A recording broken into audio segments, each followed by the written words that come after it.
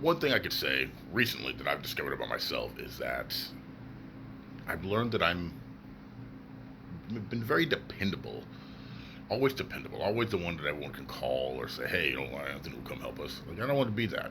I realize that that's not who I want to be. I don't want to be that person that everyone calls and comes, drops everything at the drop of a hat. That's not fun. Because the thing is what I've learned about myself is that when I need it, nobody's there. Oh, and okay, that's not true.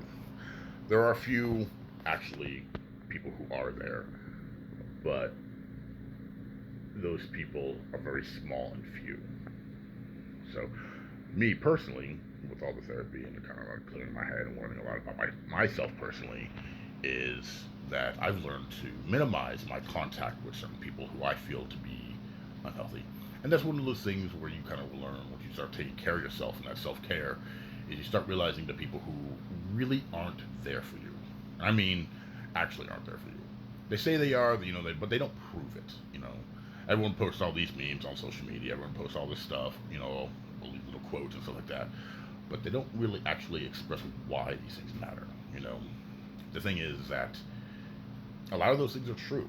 A lot of those things are true. But the people who are usually posting them, it's not true about them because they always have people who are dependable. They always have people who are on their side.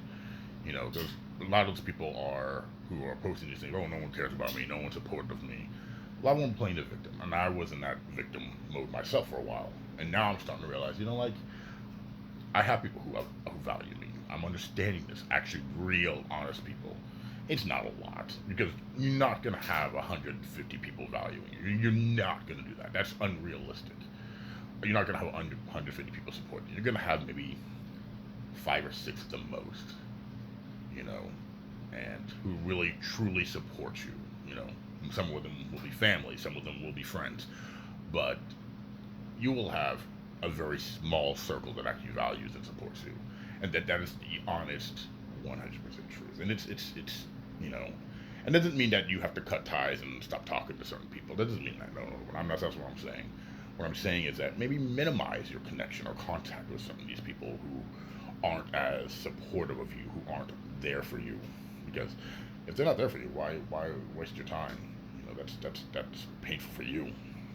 You know, if they're not checking up on you, if they're not doing these things, you know, but you're checking up on them, you're reaching out for them, and you're showing support by saying, telling them how awesome they are, but they're not doing the same to you, or they're not even appreciating it. That's where it comes down to. You know, if don't put yourself in one-sided friendships or one-sided relationships.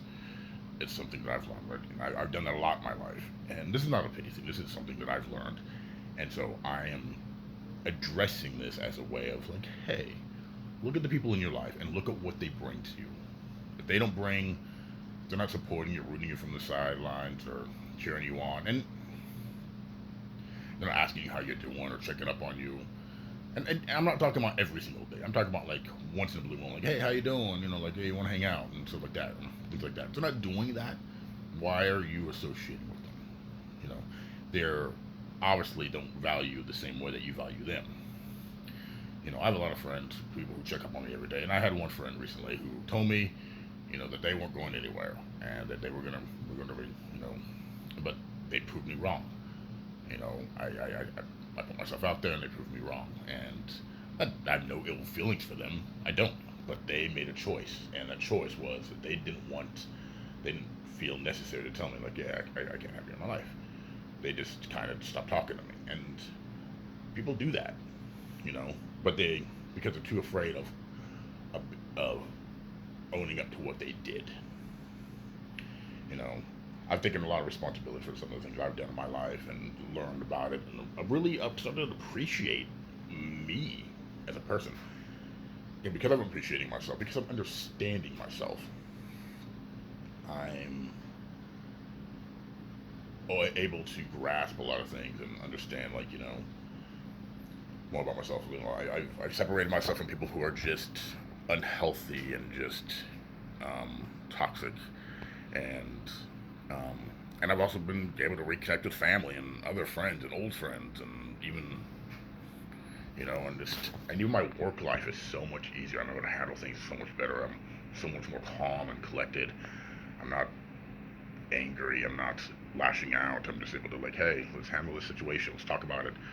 And I'm able to speak clearly and enunciate and really just look at the situation and handle it, you know. And it's not, I'm not perfect. I'm still working on myself. I'm constantly working on myself right now because this is where I am in my life. I took a good hard look at myself. I'm like, you know what? I was a pretty toxic person for a while. I was a pretty angry person, and I didn't blame anyone for what happened. I was never really one of those people, but I was one of those people that just didn't felt like he didn't need help. And then something hit me one day, and then I kind of looked at something, and I was like, you know, it kind of feels like me.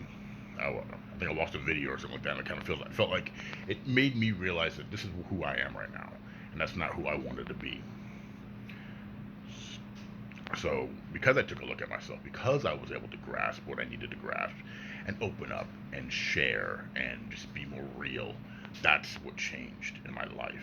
And that's hard. A lot of people cannot do that. So, if you struggle with opening up or sharing or just letting go of things that hurt you, it's okay. You're not alone. The world is full of people who are struggling right now. And it's not going to happen overnight. You're not going to wake up one morning and be like, I am great. I am perfect. Like, no, you're never going to be perfect. You're never going to be, there's always going to be something that's going to be heavy and weighing on you. And that is life, because we're supposed to learn from the situations that guide us. We're supposed to grow and find and communicate and connect with people so that we can grow. And those growing is what helps us better ourselves. You know, I have a new job, I have new coworkers. They're a little more philosophical, a little bit more grounded in sensibility, you could say, which I enjoy. So because of these new coworkers, I'm able to learn more about myself. It allowed me, one of the things allowed me to take a good look at myself, which previous jobs didn't allow me to do.